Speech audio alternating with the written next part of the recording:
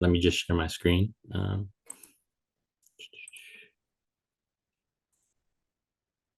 All right. So, hello, everyone. My name is Brian Vest, and I am joined today by my manager, April Oakley. Please put any questions you have in the chat, and we will do our best to answer them for you. If we're unable to answer them at this time, we'll research them for you and follow up with you shortly with the correct information. Um, so, I am a student outreach analyst with the Office of Student Assistance and Relief, and I will be going over some important information regarding paying for college and your financial options and resources. But first, I've been with the Office of Student Assistance and Relief, or OSAR as we call it, for over 2 years now. And prior to that, I worked as a paraeducator um, at Center High School. So OSAR is a part of the Department of Consumer Affairs and within the Bureau for Private Post-Secondary Education. You can think of the Department of Consumer Affairs as being charged with rights as a consumer, making sure the products that you're buying are up to a certain standard. And the product that we make sure is up to a certain standard is private college education in California. So while we mainly focus on private colleges, a lot of the same information, especially regarding funding, is important to know, regardless if your student is interested in private or public college. So go to the next page. All right, so as an overview, the topics covering today are the types of financial aid that are available, some money management tips, and some financial resources and links that you can go to. And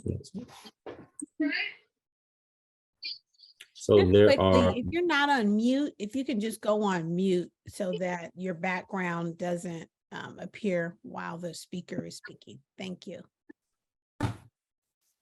thank you. So there are the three main types of financial aid, which are grants, scholarships, and loans.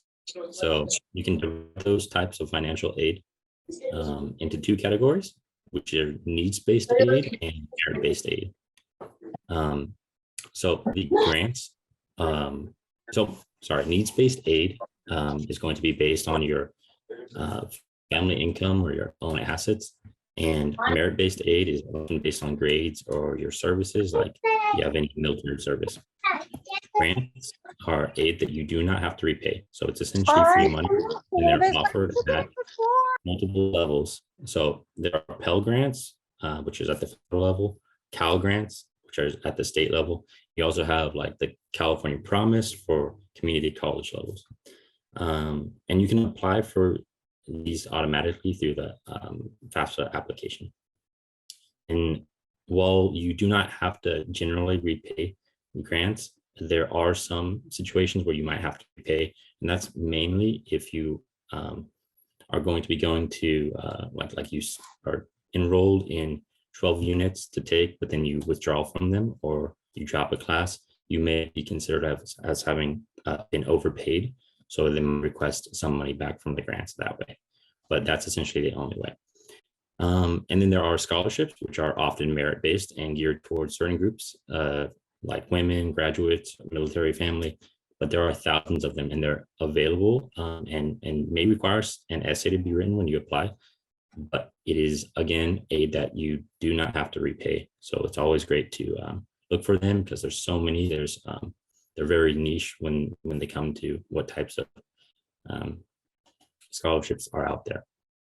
And then there are federal and private loans. Student loans can help you pay for college, but they need to be paid back in full plus interest. So you need to make sure that you look into every other option for financial aid before taking on student loan debt. Federal student loans generally have more protections for consumers than private loans do. And that's such as like if you go to a school that happens to close or you get defrauded somehow, they do provide some programs to help you discharge your loans, like the closed school loan discharge and the borrower's defense to repayment. Relief programs for private loans are going to be specific to each of the loan servicers. And next slide. All right, so you may hear about the current issue with student loan debt as it frequently enters the public conversation, whether it be through news or through political discussion and action.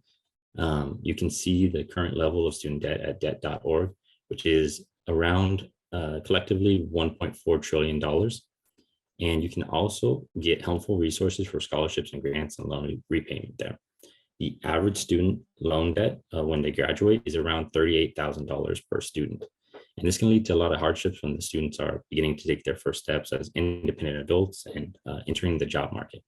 So that's why we really try to stress taking out every other option for financial aid before you take out student loans. So this chart shows the average amount of financial aid students receive based on family income bracket. It's a pretty complicated chart, but it does highlight that those with a high level of need where their family income bracket is low can receive a large amount of financial aid to pay for college.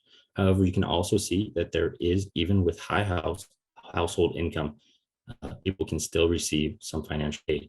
This is mainly going to be on merit-based scholarships that they apply to, or the GI Bill, and but can also be due to things that are taken into consideration when applying for FAFSA. So if like a high earning family has multiple children going to Go to the next slide, please. Thank you. I didn't see that it didn't switch. Appreciate that. Yeah. The multitasking, you know. But this chart, as I mentioned before, does show the financial aid that you can receive based on your family income bracket. And so for higher earning families, if they have multiple children going to college at the same time, the projected family contribution could be affected and still allow them to qualify for financial aid. Take just a moment.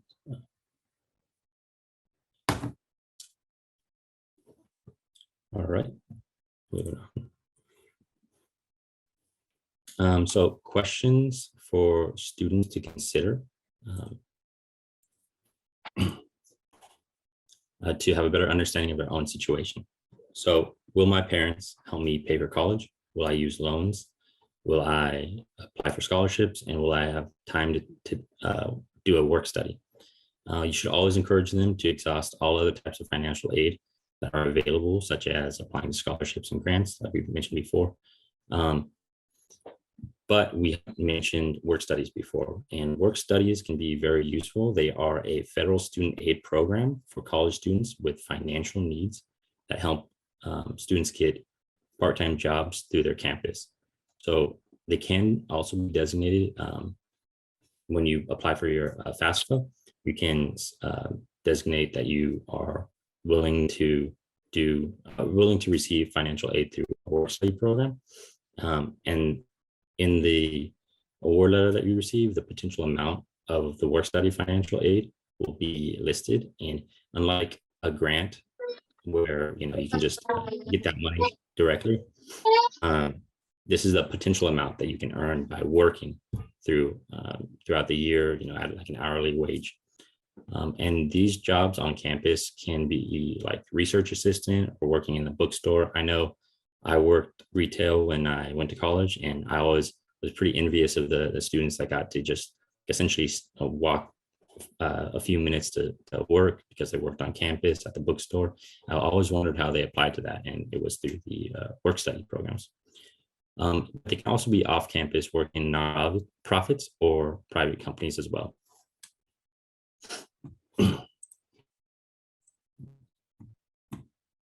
So here are some student tips for financial aid resources. The most important financial aid program to apply to is FAFSA, or the free application for federal student aid. By applying to FAFSA, your student will receive an award letter that lists federal and state and financial aid that they're eligible to take. This includes Pell Grants and Cal Grants and federal student loans. When you get your award letter, consider if the grants that are being offered are enough for them to cover the cost of attendance without actually having to take out loans. If not, you should consider the work study opportunities that they are offering. Often getting work experience while in college can be extremely beneficial in the long run, especially if it's in a field that they're the field of study that they're trying to get the degree in. So like many times I would complain about job postings that are supposedly entry level, but have somewhat absurd requirements like a bachelor degree and X amount of years of experience doing something. This is a good way to meet those high standards and get a leg up on competition. So the application for FAFSA opens in December and it closes in late June for the 2024-2025 academic year. And it's very important to apply for FAFSA as soon as possible because many states and colleges have set priority deadlines for which you must submit the FAFSA form to be considered for their aid programs that they administer. So take California, for example, the Cal grants, they need to have the FAFSA submitted by March 2nd. To be potentially eligible for that. And then some tips for money management and additional costs to consider. So aside from tuition, you have to consider other costs. There's course materials, books, housing, healthcare, transportation, toiletries, and food not covered by a meal plan. I personally was able to get, when I went to community college, the BOG fee waiver. It's now called the California Promise, but essentially my community college and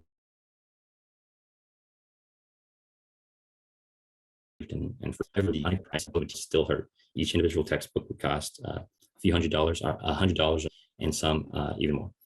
I was able to shop around for cheap and use books or even download the occasional PDF.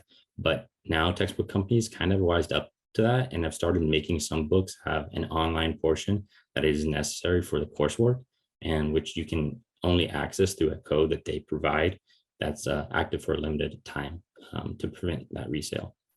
So you can use the listed resource there, the California Student Aid Commission website, to use their net price calculator search. And you can find price calculators for tons of schools that way. Essentially, the schools will post calculators that can help you figure out the actual cost of college, factoring in all these additional things to consider. You can set scenarios that fit your situation to see what the actual cost is going to be. And why should your student understand money in regards to schooling? It is the #1 leading cause of dropouts. We all constantly consider and reconsider the opportunity cost of doing anything, but of going to college for sure. If you are mismanaging your finances and start to feel the pressure of bills mounting up, you may find it unreasonable to consider to continue to pay for college instead of finding employment then and there. Additionally, it can build responsibility and financial discipline early and help to develop lifelong financial skills. Although I was and am frugal to the point of being called cheap by my friends, it helped me to avoid taking out a lot of loans when I transferred to a four-year college. Additionally, I know I would have been it would have been very useful for me to actually understood finances at that time and to have started saving and say like contributing a small amount to investments like a Roth IRA or putting my personal money in a sort of like high interest savings account at that time. And finally, it reduces financial stress. And you can be more focused when it comes to studying and learning, which will help you to graduate and get a better paying job to help pay off any loans that you might have incurred.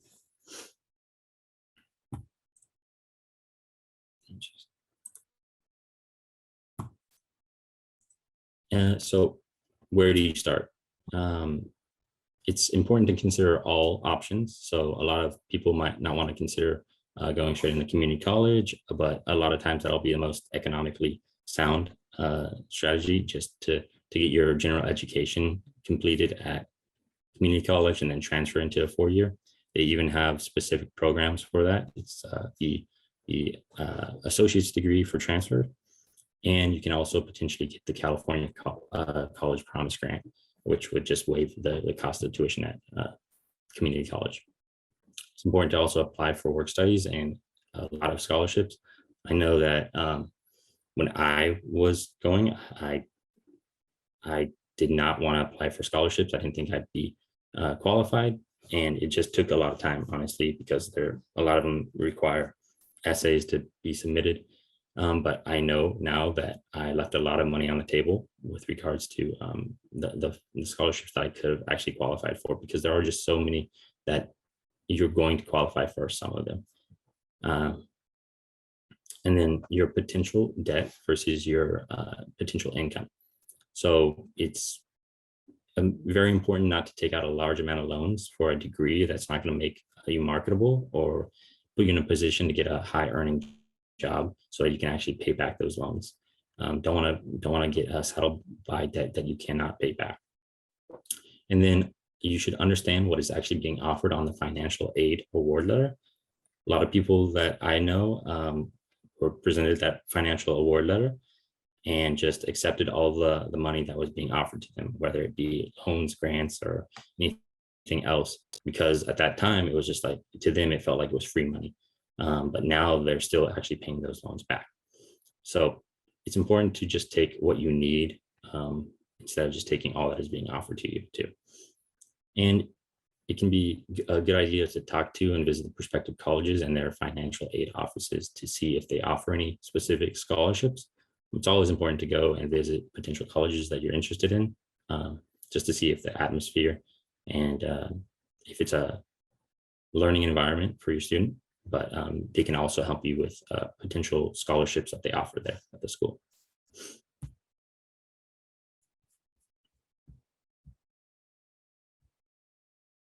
And then it's important to understand the differences in tuition cost per academic year for the main options for college in California. So local community colleges will be the least expensive route and only cost around $46 per unit.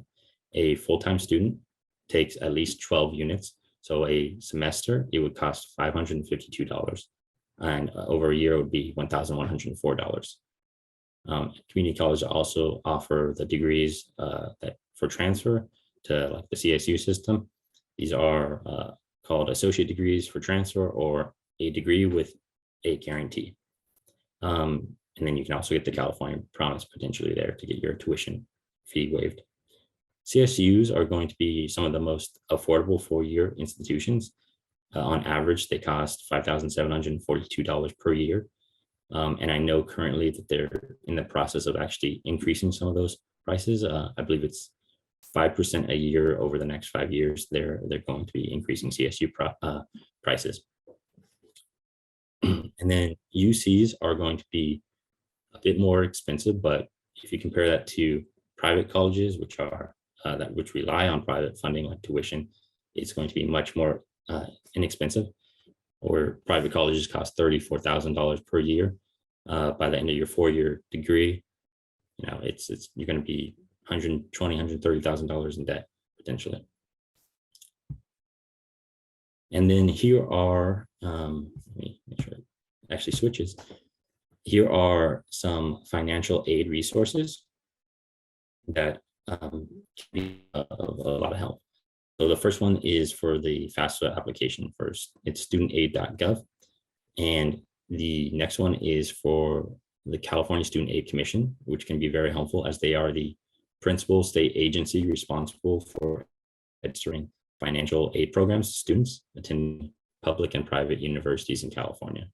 They can also help with info on FAFSA, and they have other grants that are available too, like the web grant. You can get informed about how military benefits can help your student afford college at benefits.va.gov. And these three websites at the bottom are the scholarship websites. They can provide scholarships in one location, or rather three locations, and they can help you apply for any that you think might apply to your student.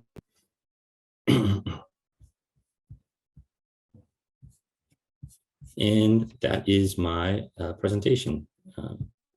Thank you for having me here. If you have any questions, please take down my info and we can set up a one-on-one appointment where I can go into a lot more in-depth research for you for any colleges that you might be interested in, especially if you're interested in any private colleges in California. Thank you. Okay, Ryan, we have a question in the chat. And it says, should my 11th grader start applying for scholarships now or her senior year? What would you advise? So I think it's the summer before they apply for college that is recommended. But honestly, I would recommend that you go to that studentaid.com.gov as they are the kind of the subject matter experts on when to actually apply for that. I just, as long as it's available for you, I say do it as quickly as you can though. Okay. Yes, we will send this presentation to you via email.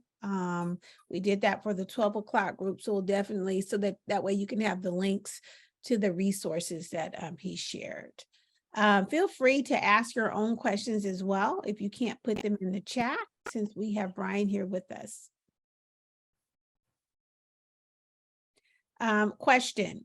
Do you know of any savings plans we can start now for our children, like through a bank?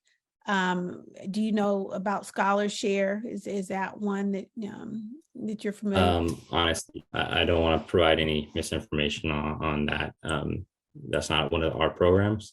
So unfortunately, I can speak to that as a former, as a parent who had college students. I did do a, forgot the name of it. It's a number similar to a 401k, but it's a college fund, and it's supported through the state of California, ScholarShare. And I will thank you. Yes, 529.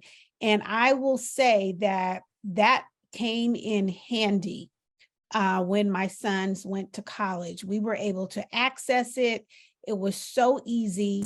And I believe I only put like, I probably should have put more, but I started putting like $50 a month on automatic payment when they were like in the second grade. So by the time they became seniors, money had accumulated, it had earned interest, and we were able to pull that out, and they were able to use it for their tuitions, books, whatever was needed. So we usually do a partnership with them as well. So be looking for that after the new year, so you can learn about ScholarShare.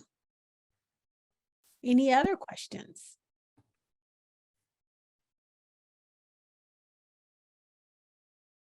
Hopefully you heard Brian repeat over and over that what you really want to do is exhaust all of the free money first, the grants, the scholarships, before reverting to loans, because you do have to pay those back. And sometimes our children can be a little lazy in completing these scholarship applications.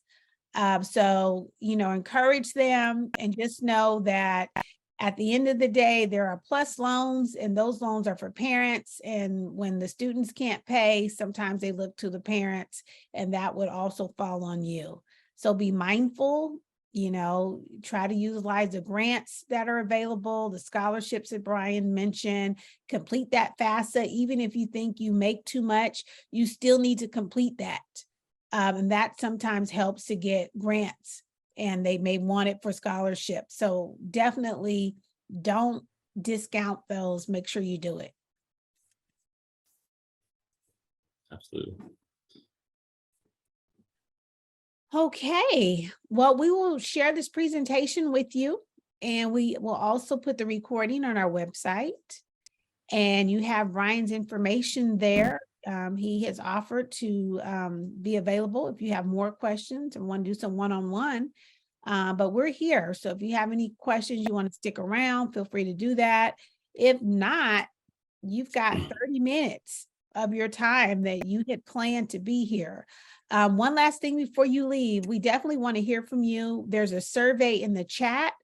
Please complete it and help us to determine what other kinds of Parent University topics that you would like to hear. And so go ahead and complete that. Just get the link before you log off so that you have it, and complete that for us. All right, well, I guess that's it. Enjoy the rest of your evening. We thank you for being here.